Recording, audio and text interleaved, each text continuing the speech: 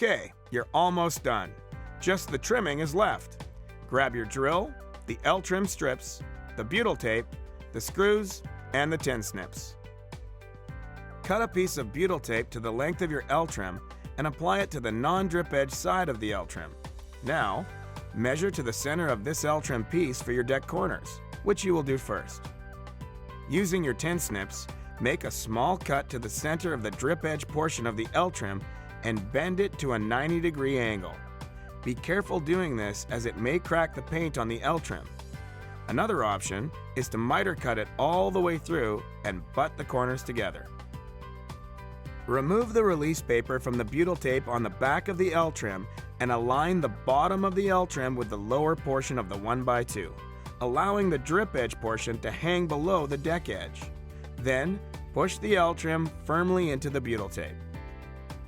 With your drill and screwdriver attachment, push the screws into the holes on the LTrim by driving them through the butyl tape, sealing them from water ingress. Attach the rest of the LTrim, making sure to align them properly so the edge detail is clean and neat, allowing water to drip away from the deck edge. And that's it. You're done.